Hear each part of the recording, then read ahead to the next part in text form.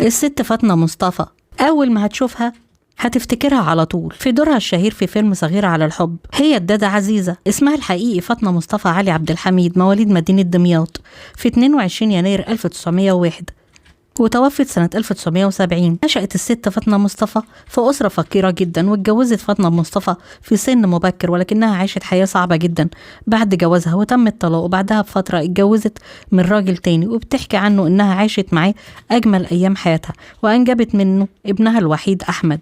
وبعد شهرين من ولادة أحمد جوزها عامل البناء توفى، وبعدها فضلت الست فاطمة حالة نفسية سيئة جدا، واشتغلت بعد وفاة الزوج عشان تربي ابنها الوحيد، وأصرت على تعليمه تعليم عالي رغم ظروفها الصعبة اللي هي عايشاها، ولكن أسلوبها في تربيته كان غلط، معلمتوش ازاي يعتمد على نفسه ويشتغل، وكانت النتيجة إنه اعتمد عليها، كانت بتوفر له كل حاجة لغاية لما اتخرج من الجامعة، ما اشتغلش عشان يساعدها أو يوفيها جزء من اللي عملته معاه. وبعد فترة اتعين أحمد في بنك وبدأ يقبض ويبقى ليه مرتب، واشترى شقة وخد والدته معاه. وبعدها دخل أحمد ابنها في قصة حب مع زميلته في البنك، وتقدم ليها عشان يتجوزها، وبالفعل تم الجواز. طلبت العروسة من أحمد إنه يأجر لوالدته أوضة بعيدة عن الشقة بتاعتها حتى لو في فندق في أول الجوازة، وبعد كده ترجع عادي. رجعت الست فاطمة فعلا بيت ابنها أحمد، بس للأسف مرات ابنها كانت بتعاملها معاملة سيئة جدا، بتعاملها معاملة الخدامة. في يوم قررت مرات الابن ترك البيت، وفعلا سابت البيت ومشي. وبعد فترة الست فاطمة قالت لابنها لازم تروح تصالحها وتجيب مراتك بيتها، انها مستعدة ان هي تروح تتأسف لها. فعلا راحت الست فاطمة واعتذرت لمرات ابنها، وبعد كده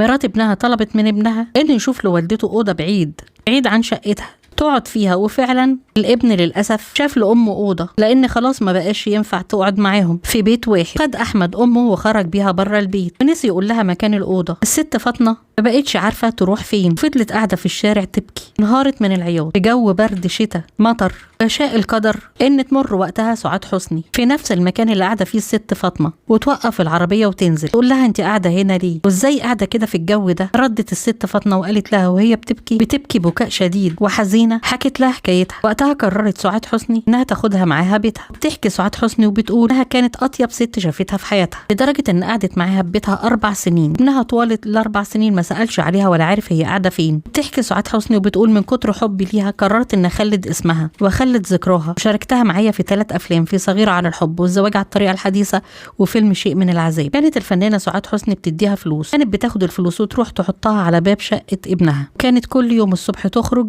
تقول لسعاد حسني انا رايحة مشوار. وفي يوم قررت الفنانة سعاد حسني انها تخرج وراها، لقيتها بتقف عند باب بيت ابنها عشان تشوفه وهو نازل رايح الشغل. قالت لها سعاد حسني انت بتعملي في نفسك كده ليه؟ قالت لها ابني ومضحوك عليه. سنة 1970 أصيبت الست فاطمة بنوبة قلبية ودخلت المستشفى. ساعتها الست فاطمة طلبت من سعاد حسني انها تروح لابنها عشان يجي يزورها. فعلا سعاد حسني بعتت شخص لبيت ابنها عشان تبلغه ان والدته تعبانة وعاوزة تشوفه. ردت مرات ابنها على الشخص ده وقالت له ان امه ماتت من زمان. راحت سعاد حسني للست فاطمة المستشفى وقالت لها رحنا لابنك لقيناه مسافر. الست فاطمة ردت وقالت لها انا عارفه ان هو مش هيجي، بس انا عايزه اقول لك وصيه لازم تبلغها له لو شفتيه في يوم من الايام. قولي له امك ماتت راضيه عليك لانها عارفه انك مضحوك عليك. بعد 3 ايام توفت الست فاطمه. بعد فتره راحت سعاد حسني عشان تبلغ الوصيه.